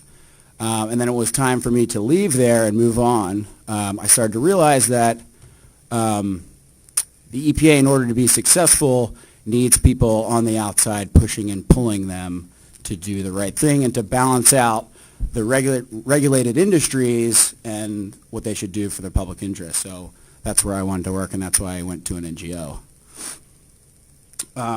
What does it require to be effective in an organization? I think these apply for most any organization. It's building genuine, long-lasting relationships, I think, would be number one. And I say genuine because you don't want to go into a personal interaction trying to get something out of someone. It should be built on mutual respect. And I emphasize genuine because we're in Washington, D.C., and not everybody understands that, in my experience. Being an effective communicator, lots of briefings and public speaking, and I got better at public speaking via GEP, doing the practicum and having to present in all the different classes. That is something I took away largely from GEP. Learning how to write for different audiences. While I was at the EPA, within the first couple of days, they're like, hey man, you need to stop using adverbs. Like, this is the government. And then when I got to the NGO, they're like, hey man, you need to start using adverbs. Nobody's going to read this. So I'm still learning that, obviously. What are the biggest barriers and frustrations working for positive change and sustainability would be the scope of the challenge and balancing eco-fatigue. And so I'll give you two examples of what that's like working at an NGO, specifically on fossil fuels. So I coordinate a large group of national environmental organizations here in town. We get together every couple of weeks to talk about fossil fuel industry and some of the national issues related to that. And the staff in these organizations that work specifically on oil and gas can fit around a large conference table. And so these are the people working on national oil and gas issues. So you understand that fact, and then also that the fossil fuel industry purchased the first 3 weeks of this Congress to push through a vote on the Keystone XL pipeline and the associated amendments. So they can buy 3 weeks of the way the government works and what we have to vote on. And then secondly, I'm not trying to depress everybody here, but thinking about Exxon had a terrible quarter last year. The quarter just ended, they made like $6 billion, but this was a bad one because of the oil crash, so it wasn't as good as it usually is. But $6 billion is also greater than the top 20 solar companies in the world's profits. And so how much money these companies make directly influences how much influence they have over democracy and what NGOs can do to combat that. And so perspectives I have, which I took from GEP, is hopefully redefining what success is in your careers, whether it be environmental or not. And success, I think, into the future needs to become untethered from material possessions and consumer lifestyle and focus more on experiences, emphasizing experience, personal growth, and coming up with creative ways to face our problems, not based on the ways we used to do things. So that's pretty much what I took from GEP. Whether or not I'm doing that is up for interpretation. Thank you, John. Yeah, by all means, please. We'll find out later which parts they were clapping for. Lark Williams, EPA. I'm Lark Williams from the EPA. I'm actually just going to steal all of John's notes, but it's okay because I sent him my notes early, so they're still mine. So, you know, the EPA's mission, and I'm going to speak at some points personally, and just to be clear, I'm not speaking for the agency. I'm here on my own behalf, but this is to give you a lens about the EPA. Our mission is to protect human health and the environment. And I think, you know, I don't know, if for those of you who are here, I mean, I am the deepest of green internally. Like, yes, forsake the iPhone, fire, whatever. Let's like go live in the woods and like just commune with nature and just like live it, right? And so that is like my, like where I come from. And I got there because, you know, I would run every day and I would surf in the ocean and I just would see like stuff coming into the ocean. So that's like me, my personal self. But I'm a pragmatist, and so I work at the EPA because I realize you get a lot of power. And so personally, I want us to move in a direction where we are just living these amazing experiences and communing with nature. But I think the best way to get there is by focusing on human health, much like the EPA does, and to think about the environment. And I think it's interesting that the agency put human health first because that's what resonates with most people. So those are the kind of the things I'm thinking about. Is like, you know, I have this deep green need, and I see that to help imbue that in the rest of society. I have the opportunity to work in the government, which is actually fairly powerful. I think a lot of bureaucrats don't feel that way. But, I mean, it's incredible. You get to shape policy. You get to shape what the U.S. does, what international countries do. And so it's an amazingly powerful position. And I think sometimes people get kind of stuck in the bureaucracy and they forget about that. But so that's what I'm trying to accomplish is like, and I think of myself as like the worm in the apple. Like, I'm the worm. I'm different, I'm exciting, I'm moving, I'm shaking, I'm eating some things, I'm spewing some things out, and I am changing that apple. It's a little gross, whatever, and that's me. You know, I hang out in the woods. But it's also true. Like, you, as students, have that opportunity. We need everybody on the outside pushing. We do. It is so important. But if you can handle mind-numbing bureaucracy day in and day out, if you can do that, you can be a very powerful person because eventually At some point, you will get to move up if you're good. And everybody in this room is good. I guarantee it. There is no doubt in my mind. So that's what I'm trying to accomplish, being the worm. So what does it require to be effective within organizations where I've worked? How much of this is specific to EPA? Okay. Well, mind-numbing bureaucracy is a real thing. I mean, just beating your head against the wall because you're like, how can you not see that this is just ridiculous? It happens. There are people also, in the government, stovepiping it's like a metaphor for their lives. They feel so scared about doing things that are new and exciting, and they're like, no. And you know what happens is that if you work in the government long enough, you kind of get that way. You're like, oh my gosh, I made a move. Did I check with my manager? How are they going to feel about that? Am I going to take some heat from that? Is that in line with what the administrator wants? Is that in line with what the president wants? Oh my gosh. I took a step. It was intense. So I think you have to be willing to weather that kind of stuff. And it really sucks because you don't, if you start out, you get to probably start out in your job and you get to have a serious big impact. Immediately your ideas are infused and they're shaping things. And it's slower if you work in the government. It takes a while for you to rise to that position where you can do that, where your ideas get to shape what happens. And so I think I completely agree with everything John said. You have to have really good personal relationships. You have to be a good communicator. If you're not a good communicator, people cannot hear you. They just can't. It's kind of we have this guy at my work. I'm sorry if anybody knows this man, but his name is Stan. And you can get stand. It's actually a verb because he will just spew information at you. And he's really smart, but you have to think really hard and then pick the nuggets out of what he's saying, and then you're like, oh, that's good, but who has time to do that? I mean, it's a verb for a reason. You get stand. So I think communication's really important. So something that I think we forget is writing is really important.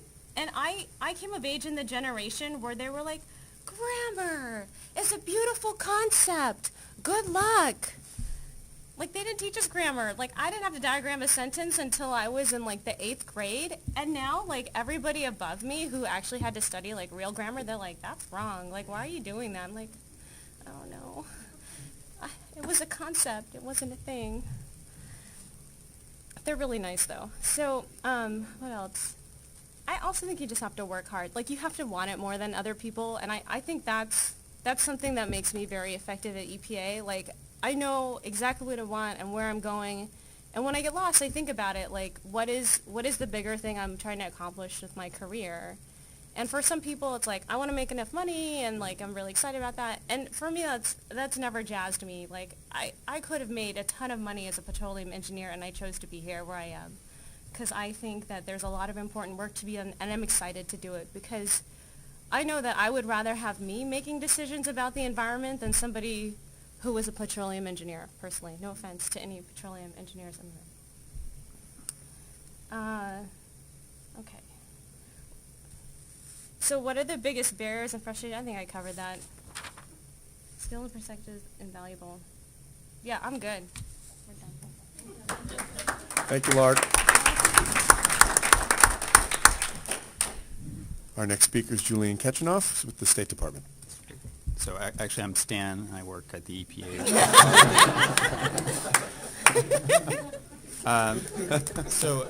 So thanks.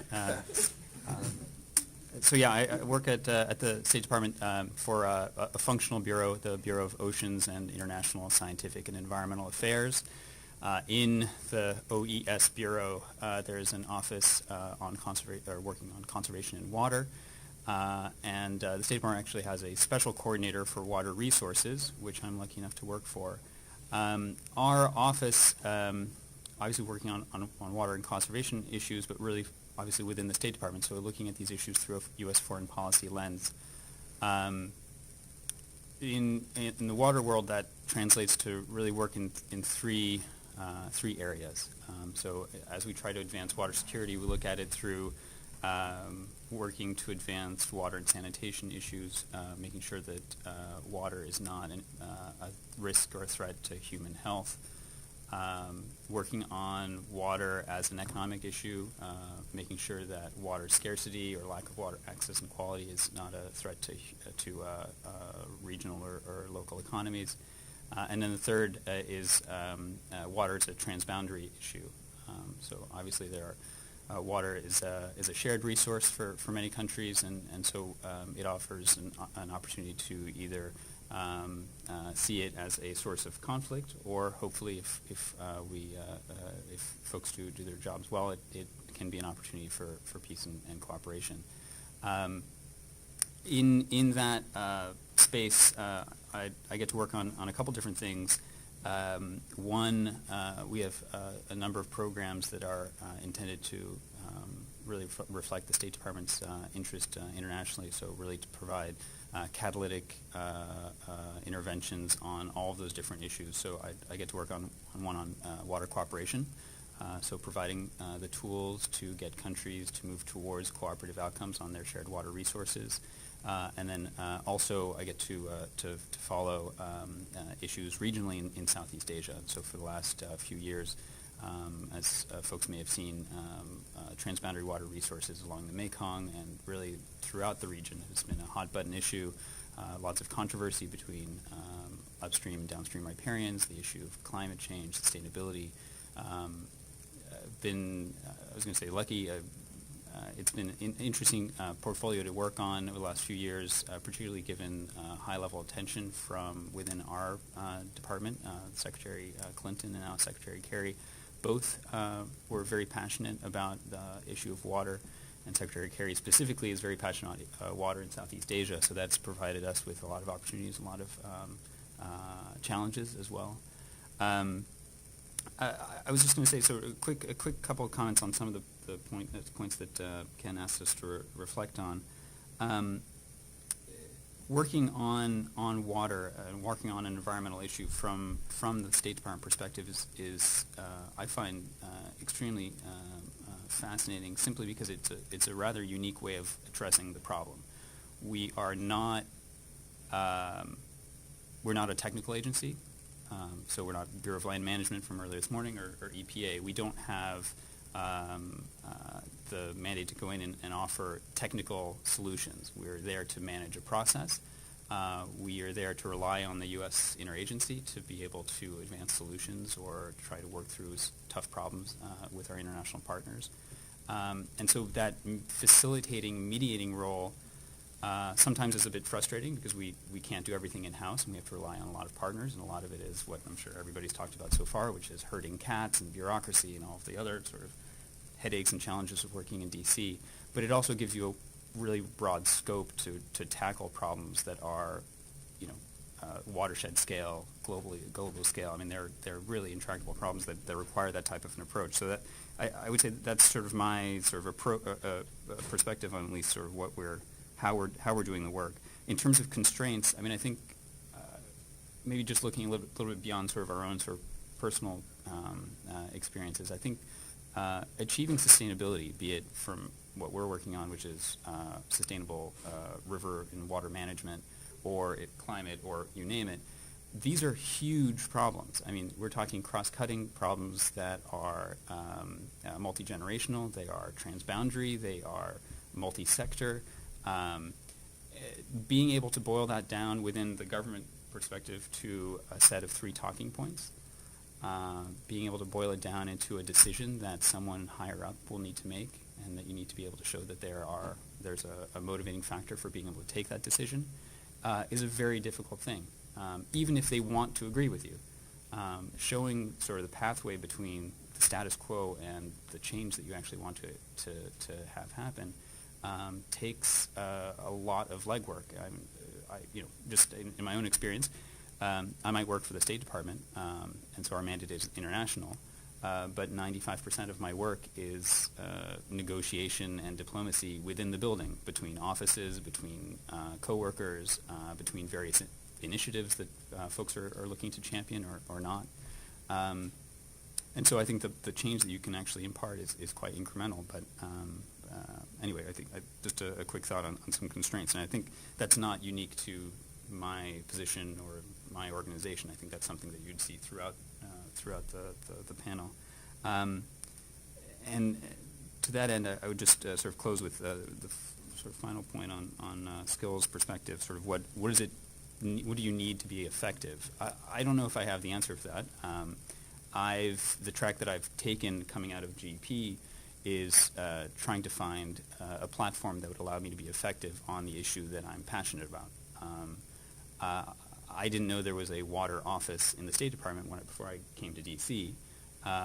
And now that I'm sort of in this position, I know that the water issue is broad enough so that I could work on it from a variety of different perspectives, and that they're all important.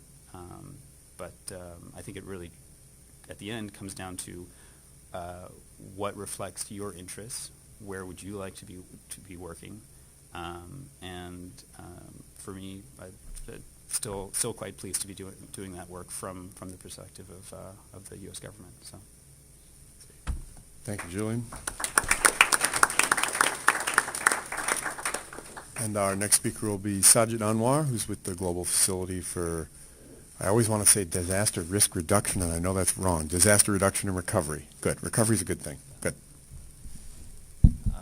As Ken said, my name is Sajid Anwar. I'm with the Global Facility, which is part of the World Bank Group.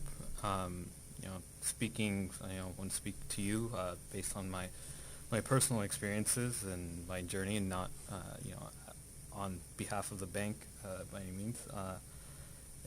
This line of work is something that I didn't really plan on. It's most people that work on disaster and natural hazards, they don't really plan on it. They just kind of fall into it somehow. Myself, I fell into it right as I was nearing the end of my graduate school career here in the program. I wanted to continue some work on my final master's research. Went to Pakistan to conduct some field research in August of 2010, and at that point the country experienced some of the biggest floods it had in its history. So a lot of the places I'd planned on going, people I'd planned on interviewing, suddenly cut off, literally. Roads were out, Army wouldn't let anybody through, and then I found myself a few days later with the Pakistani Red Crescent Society working in the Northwest to deliver aid. Came back, fast forward a few months, and I'm working with the World Bank on kind of the longer term aspects of recovery and disaster risk reduction.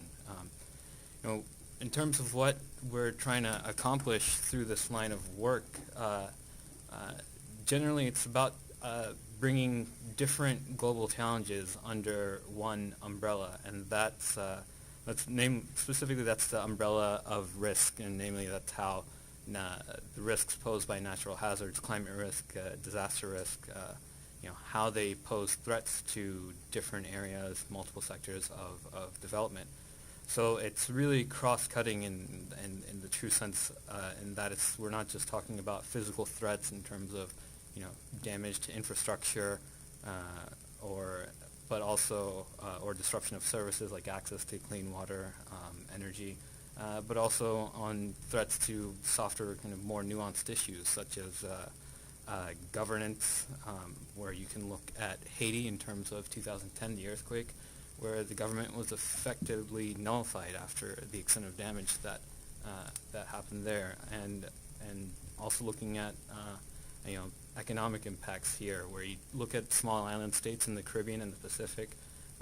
One typhoon can effectively nullifies about, in some cases, over 100% of their GDP, which that takes, people think about recovery in terms of humanitarian relief aids, but the recovery in a lot of these places is lasting a decade or longer from 2 days of a storm. It sets back development agendas by years in a matter of seconds sometimes.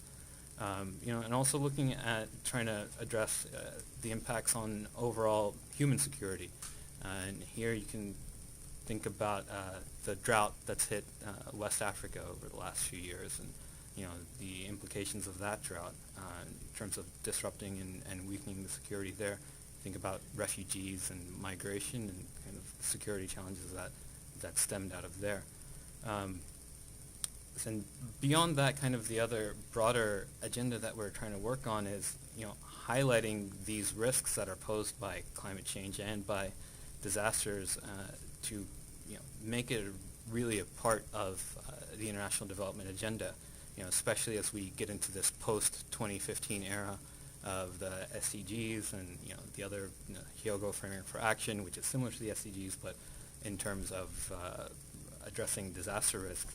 And the bottom line of being able to attain a lot of these goals comes down to the amount of investments that go into addressing the problems. And part of what we're trying to do is highlight the risks to those investments so people can prepare and plan to mitigate those risks, and when those risks become reality, learn to bounce back quicker whenever they do have that setback.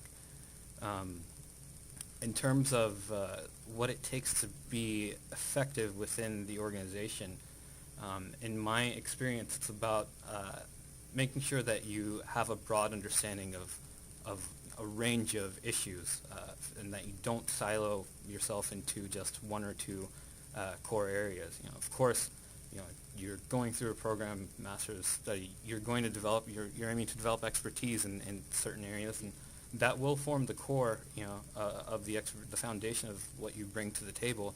But it's also about being aware that, whatever you work on, there's this cross-cutting nature to it that like global challenges are meshing. When you think about species conservation, it goes beyond just thinking about the species and their long-term survivability. There's so many issues involved with that, in terms of local economic development and just but at the same time, I think that this requirement to have a broad focus is also a product of the organization or the subject area that you work in. Where I landed in the World Bank, it happens to be one of those cross-cutting areas where I need to understand a range of topics. I need to understand, the basics of how the water sector development occurs in a country, but I also need to understand how that relates to the development of agriculture in the country as well. And within the bank specifically, it's still very possible to operate in silos.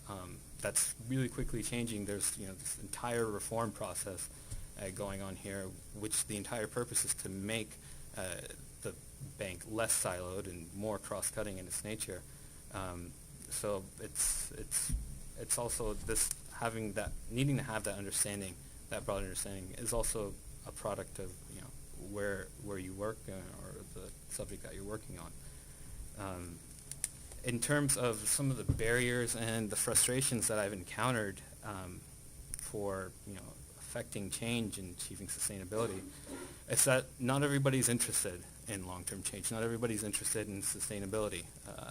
Some people see it as a means to a different end, and not an end in itself. The fact is that the dominant narrative that we're still in is that there's this neoliberal economic approach to natural resource management still, and that's natural resources are a commodity to be managed and profited off of. That's still the dominant narrative out there, and sustainability, I think, is it's tough to counter that. In the first panel we were talking about affecting change in a capitalist system, and how we can do that.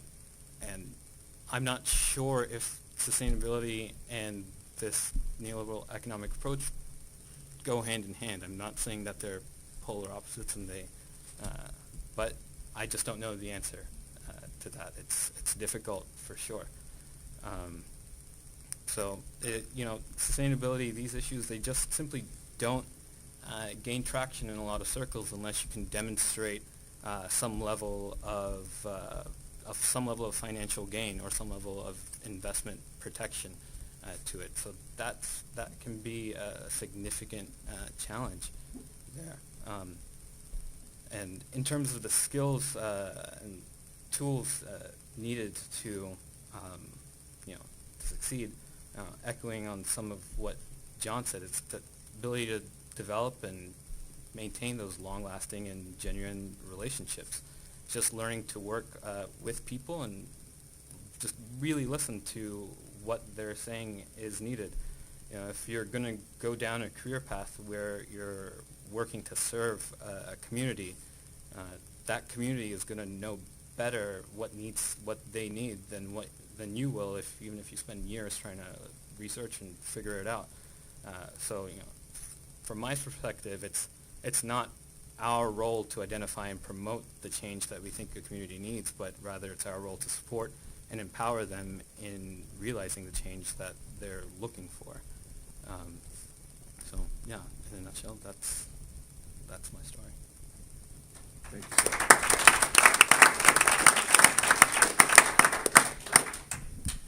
Well, I think we can just throw it open to questions and comments. I'll ask you to identify yourself if you have a question or a comment to make, and maybe we'll collect a handful, and then, if that's okay, come back to the panel after that, and you can, and I'll make sure they don't duck any of the hard ones. So, questions?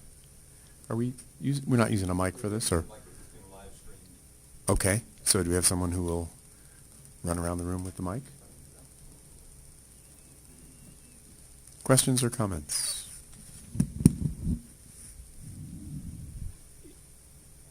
If there isn't just one off the bat, I was going to jump in and ask, or at least offer one quick thought just on some of the things that were talked about on the panel, and then also the previous one. I'd like to rise in defense of silos, because I've heard it multiple times today that, you know, if only we can knock those things down, then, you know, we'd be able to tackle this issue.